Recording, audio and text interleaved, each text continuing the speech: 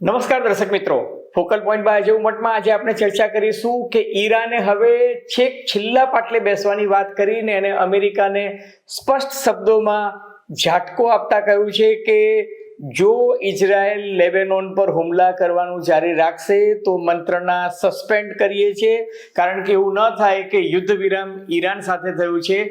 અમેરિકાને ઈરાને સ્પષ્ટ સંદેશો આપ્યો છે કે અમેરિકા અને ઇઝરાયલે ઈરાન પર જ્યારે હુમલો કર્યો અને જ્યારે શસ્ત્ર વિરામની વાત આવી ત્યારે બહુ સ્પષ્ટ થઈ ગયું હતું કે ઈરાન સાથે શસ્ત્ર વિરામનો અર્થ એ છે કે લેબેનોનમાં એમના જે સાથીદારો છે હિઝબુલ્લા, યમનના હુથી અને હમાસ, એ બધા પર ઇઝરાયલ હુમલા નહીં કરે. અને હવે ઇઝરાયલ જે રીતના લેબેનોન પર ઘાતક હુમલા કરી રહ્યા છે અને લેબેનોનમાં ભયંકર કત્લેઆમ મચાવી રહ્યા છે, એ વાત ઈરાનને બિલકુલ મંજૂર નથી. અને ઈરાને જે રીતે આ છેલ્લા પાટલે બેસવાની ધમકી આપી છે એને ઉમેર્યું છે કે હવે અમે હોર્મુઝની ખાડી પરનો જે કંટ્રોલ છે એ તો અમે જાપતો જડબે સલાક કરી દઈશું, પરંતુ સાથોસાથ યમન પાસેથી જે બાબ અલ માંડેબ ની જે ખાડી પસાર થાય છે ત્યાંથી પણ અમે ટ્રાફિક રોકી દઈશું. એનો અર્થ એ થયો કે દુનિયાનો લગભગ 34-35% જેટલો ક્રૂડ ઓઇલનો જથ્થો જે છે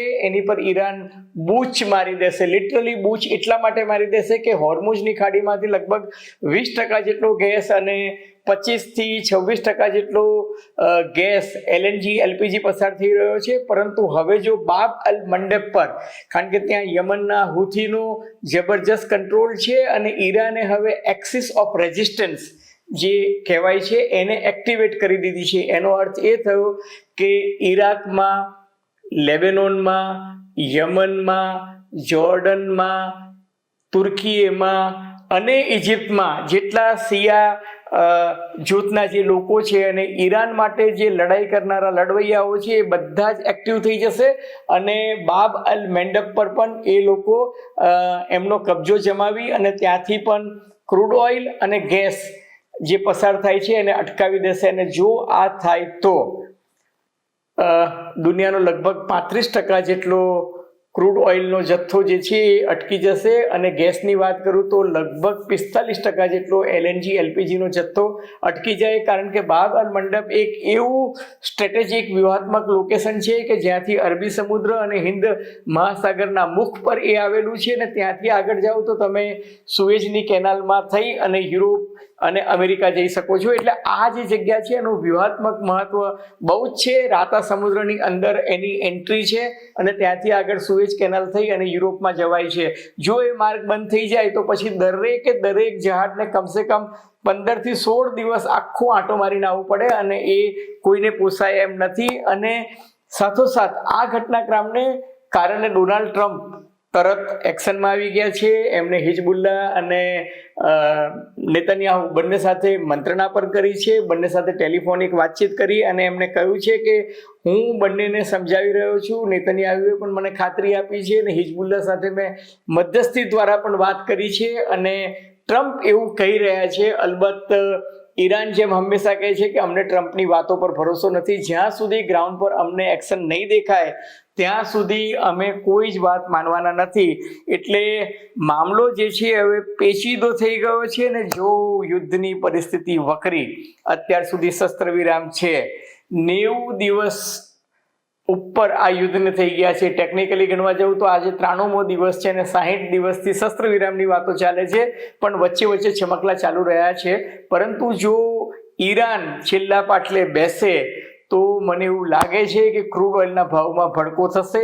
આજે જ્યારે ઈરાને ધમકી આપી ત્યારબાદ ક્રૂડ ઓઇલના ભાવમાં લગભગ $6-7 જેટલો પર બેરલ વધારો થઈ ગયો છે. આ તમામ મુદ્દાની ચર્ચા આજે આપણે કરીશું ફોકલ પોઈન્ટ બાય અજય ઉમટમાં. પરંતુ એ પહેલા મારી આપ સૌને નમ્ર વિનંતી છે કે જો તમને ફોકલ પોઈન્ટ બાય અજય ઉમટનો એપિસોડ ગમે તો મહેરબાની કરીને એને લાઈક કરજો, શેર કરજો, સબસ્ક્રાઇબ કરજો અને હા, પેલું બેલ આઇકોનનું બટન વિનામૂલ્યે દબાવવાનું ભૂલતા નહીં, જેથી તમને અમારા નવા વિડીયોઝના નોટિફિકેશન્સ મળતા રહે.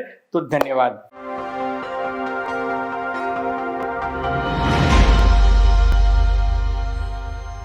તો મિત્રો, ડોનાલ્ડ ટ્રમ્પને ઈરાને હવે સ્પષ્ટ શબ્દોમાં કહી દીધું છે કે ઈરાનની ધીરજની કસોટી લેવાનું બંધ કરી દો. અને જો ઈરાન ખરેખર બાબ અલ મંડપ પર બૂચ મારી દેશે તો અત્યારની જે પરિસ્થિતિ છે એનાથી બદથી બદતર પરિસ્થિતિ જે છે સમગ્ર વિશ્વ માટે સર્જાઈ શકે છે. અને ઈરાનની જે આ ખતરનાક ધમકી જે છે એમાં શિયા સમર્થક જે દેશો છે, ઈરાક માં રહેતા જે કુર્દ અને શિયા તરફી જેટલા લડવૈયાઓ છે એ, હિઝબુલ્લા, હુથી, હમાસ, યમન, જેને આપણે એક્સિસ ઓફ રેઝિસ્ટન્સ કહીએ છીએ, એ લોકોનું વર્ચસ્વ જોર્ડન, ઇજિપ્ત અને તુર્કીના પણ કેટલાક વિસ્તારોમાં છે. અને આ બધા દેશો પણ કંઈ ઇઝરાયલ પરત્વે એ લોકોને બહુ પ્રેમ નથી. એટલે ઇઝરાયલ વિરુદ્ધ ખાડીના દેશો જે છે ત્યાં માહોલ અત્યારે ઇઝરાયલ વિરોધી છે.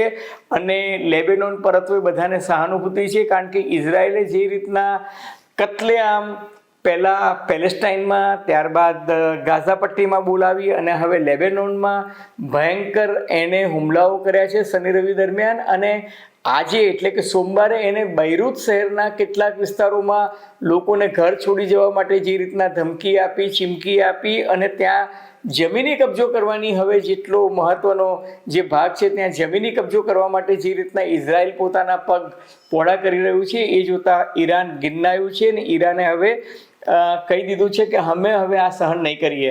તમને જો યાદ હોય તો ટ્રમ્પે અગાઉ અબ્રાહમ અકોર્ડની વાત એકાએક બહાર કાઢી હતી અને એને બધા ખાડીના દેશોને કહ્યું હતું કે તમે ઇઝરાયલના સમર્થનમાં અબ્રાહમ અકોર્ડ પર સહી કરો. ત્યારે પાકિસ્તાન કે જે મધ્યસ્થી હતું ને અમેરિકાનું બગલ બચ્ચું કહેવાય છે, પાકિસ્તાનથી માંડીને સાઉદી અરેબિયા અને બીજા બધા જ દેશોએ સ્પષ્ટપણે નન્નો ભણી દીધો હતો. એટલે એ વસ્તુ જે છે લિટમસ ટેસ્ટ સમાન હતી કે ખાડીના દેશોમાં મહદ અંશે યુનાઇટેડ અરબ અમીરાતને બાદ કરતા, બહેરીન થોડા ઘણા અંશે, એને બાદ કરતા બધા જ દેશો જે છે ઇઝરાયલની તરફેણમાં નથી. અને લેબેનોનમાં જે કંઈ થઈ રહ્યું છે એના માટે પેલા ઇસ્લામિક બ્રધરહુડની જે ભાવના છે એ અનુસાર એ લોકોને દુઃખ થઈ રહ્યું છે. એટલે આજે જે ઇઝરાયેલે લેબેનોનમાં જે કર્યું એ ઊંટની પીઠ પરના આખરી તણખલા સમાન હતું. અને એટલે જ હવે એવું લાગે છે કે ડોનાલ્ડ ટ્રમ્પને આ ઘટનાક્રમથી એ ખિન્ન છે, દુઃખી છે, એ એમને થોડો અજંપવું પણ છે.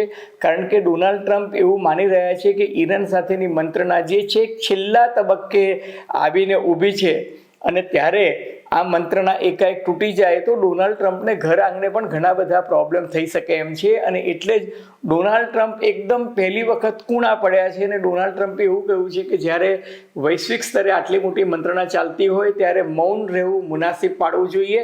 એમને કહ્યું કે હું માનું છું ઈરાનની પરિસ્થિતિ, એટલે અમે ઈરાનને આ ડીલ કરવા માટે, મંત્રણા માટે, વિચારણા માટે જેટલો પણ સમય જોઈતો હોય એ સમય આપવા અમેરિકાની તૈયારી છે.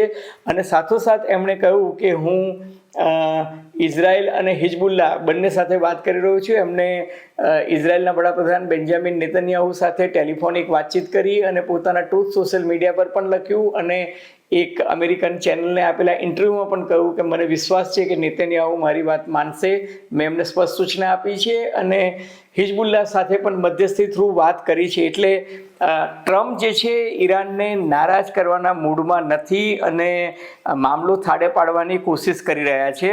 અલબત્ત એક હકીકત છે કે ઈરાન અમેરિકા વચ્ચે છમકલા જારી છે, કારણ કે અમેરિકા પણ હોર્મુઝની ખાડીની બહાર જે પોતાની નાકાબંધી જે છે એ નાકાબંધીને જડબે સલાક રાખવા માંગે છે.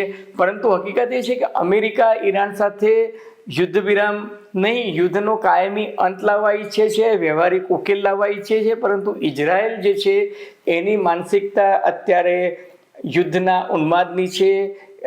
બેન્જામિન નેતન્યાહુ કોઈ પણ સંજોગોમાં યુદ્ધ ચાલુ રાખવા માંગે છે. એ ઈચ્છતા નથી કે યુદ્ધ વિરામ થાય કે યુદ્ધનો અંત આવે, બલકે એ યુનાઇટેડ અરબ અમીરાતને ઉશ્કેરી રહ્યા છે. અને આ સંજોગોમાં ઈરાન કહે છે કે આ પ્રકારના યુદ્ધ વિરામનો કોઈ મતલબ નથી અને હવે અમે સહન નહીં કરીએ. અલબત્ત હકીકત એ પણ છે કે ઈરાન અને અમેરિકા વચ્ચે પણ નાના મોટા છમકલા થતા રહે છે, પરંતુ બંને પાછા પોતપોતાના પ્રવક્તાઓ થ્રુ વાત પણ કરે છે. દાખલા તરીકે ગત 8મી એપ્રિલથી જે યુદ્ધ વિરામ થયો અને ત્યારબાદ 16મી એપ્રિલે એ પણ યુદ્ધ વિરામમાં નક્કી થયું કે એ યુદ્ધ વિરામની જે શરતો છે એમાં હિઝબુલ્લા કે લેબેનોન પર હુમલો ન કરવા માટે ઇઝરાયેલે સંમત થવું પડશે અને મંત્રણાની પહેલી જ શરત એ હતી કે લેબેનોન પર હુમલા ન થવા જોઈએ. ત્યારે ડોનાલ્ડ ટ્રમ્પે ખુદ વચ્ચે પડીને બેન્જામિન નેતન્યાહુ અને લેબેનોનના વડાપ્રધાન વચ્ચે ન્યૂયોર્કમાં અથવા તો વોશિંગ્ટનમાં મુલાકાતની પણ સંમતિ આપી હતી અને ત્યારે એ યુદ્ધ અટક્યું હતું. પરંતુ બેન્જામિન નેતન્યાહુને કદાચ યુદ્ધ સિવાય જપ પડતો નથી, એટલે એ નાના મોટા હુમલાને બદલે મોટા વ્યાપક હુમલા જે છે એ એમણે ચાલુ કર્યા છે લેબેનનમાં. અલબત્ત ઈરાન અને અમેરિકા વચ્ચે પણ મેં તમને અગાઉ કહ્યું તેમ નાના મોટા છમકલા તો આ શનિ રવિમાં પણ થયા હતા. ઈરાનનું જે હોર્મુઝની ખાડી છે, જ્યાં ઈરાને એના નાકા પર જે રીતના સુરંગ એટલે કે માઇન્સ બિછાવી રાખી છે અને ત્યાં પોતાના નાની નાની બોટ્સ, જેને મચ્છર બોટ્સ કહેવાય છે, મચ્છર બોટ્સ રાખી છે. ત્યાંથી ઈરાન જે છે અમેરિકાની ગતિવિધિઓ પર નજર રાખે છે, કારણ કે અમેરિકાનું નાકાબંધી ત્યાં ચાલે છે. એમાં અમેરિકાએ ઈરાન પર હુમલો કરવાની કોશિશ કરી એવો એક આક્ષેપ થયો. હવે સામા પક્ષે ઈરાને એવું કહ્યું કે અમેરિકા પોતાના ડ્રોન દ્વારા અમારી પર જાસૂસી કરતું હતું. એટલે ઈરાને અમેરિકાનું MQ-9 ડ્રોન જે છે એ તોડી પાડ્યું. આ તોડી પાડ્યું એટલે અમેરિકા અકળાયું. એટલે અમેરિકાએ ઈરાનના 2 ઠેકાના ગોરુક શહેર અને ક્યુસેમ આઇલેન્ડ આ બંને પર રવિવારે ભયંકર હુમલા કર્યા અને રડાર અને ડ્રોનના ઠેકાણા જે છે એને તોડી પાડવાની કોશિશ કરી. તો સામા પક્ષે ઈરાને પણ અમેરિકાના US એરબેઝ જે હતા કુવૈત એના પર હુમલો કર્યો. યુનાઇટેડ અરબ અમીરાત જે છે ત્યાં પણ 2 જગ્યાએ જ્યાં અમેરિકાનો એરબેઝ હતો અને છાવણી હતી ત્યાં પણ હુમલો કર્યો. એનું હેંગર હતું એ પણ તોડી નાખ્યું. અમેરિકી સેન્ટ્રલ કમાન્ડે સ્વીકાર્યું કે અમારું એક MQ-9 ડ્રોન ઈરાને તોડી પાડ્યું હતું, એ આંતરરાષ્ટ્રીય જળમાર્ગમાં હતું. ઈરાનનું કહેવું છે કે એ હોર્મુઝની ખાડી તરફ જાસૂસી કરતું હતું ને અમારે ત્યાં આવ્યું હતું, એટલા માટે એ લોકોએ તોડી નાખ્યું. અને ઈરાને મોડી સાંજે ઈરાકથી હોર્મુઝની ખાડીમાંથી પસાર થવાની કોશિશ કરતા 2 કાર્ગો જહાજ જે છે એની પર હુમલા કર્યા છે મિસાઇલ અને ડ્રોનથી. અને બંનેમાં પહેલાં આગ લાગી હતી. અલબત્ત એ આગ પાછળથી ઓલવાઈ છે. અલબત્ત ઈરાને સત્તાવાર રીતે એની જવાબદારી નથી લીધી, પરંતુ માહોલ જે છે એ અત્યારે જે પેલું કહે છે ને કે આખા સમગ્ર ખાડીના દેશોમાં ભયંકર હતાશાનો પણ છે. અને આગની ચિનગારી જો એક વખત લાગી તો આખા ખાડીના બધા દેશોમાં આગ જે છે એ વિસ્તરતા વાર નહીં લાગે. અને ઈરાને આ વખતે એવું કહ્યું છે કે જો હવે અમારી પર હુમલા થશે, એટલે કે ઈરાન પર જો હવે હુમલા થશે તો ઈરાન એનો જડબાતોડ જવાબ ખાડીના દેશો પર વળતા હુમલાથી નહીં, પરંતુ સાથોસાથ દુનિયાના બીજા દેશો પર પણ યુદ્ધનો વ્યાપ વધારશે. અને એટલે જ આપણે ઈચ્છીએ કે જે મંત્રણાની બાજી તદ્દન છેલ્લા સ્ટેપ પર આવીને અટકી હતી ને છેલ્લા 5-6 દિવસથી ડોનાલ્ડ ટ્રમ્પ મૌન રહીને પણ જે મંત્રણાને સફળ બનાવવાની કોશિશ કરતા હતા, ત્યાં ઇઝરાયેલે જે રીતે આગમાં ઘી હોમવાનું કામ કર્યું છે એ માનવતા માટે ઉચિત નથી. આપણે સૌ ઈચ્છીએ કે યુદ્ધનો જલ્દી અંત આવે, કમસે કમ યુદ્ધ વિરામ જે છે એ જારી રહે. એ જ સમયનો તકાદો છે. નહીં તો ક્રૂડના ભાવ, જે કેટલાક એક્સપર્ટ્સ કહે છે કે આ જો બાબ અલ મંડેબ પર પણ જો સકંજો કસાઈ જશે તો ક્રૂડ ઓઇલના ભાવ $150 થી $160 થશે. તો દુનિયાની ઇકોનોમીનું શું થશે એની કલ્પના કરવી દુષ્કર છે. આપણે ઈચ્છીએ કે સૌ સારા વાના થાય. મિત્રો, તમને નવ ગુજરાત સમય અને અમદાવાદ મિરરના સથવારે ફોકલ પોઈન્ટ બાય અજય ઉમટનો આ એપિસોડ ગમ્યો હોય તો એને લાઇક કરજો, શેર કરજો, સબસ્ક્રાઈબ કરજો. અને આપ શું માનો છો?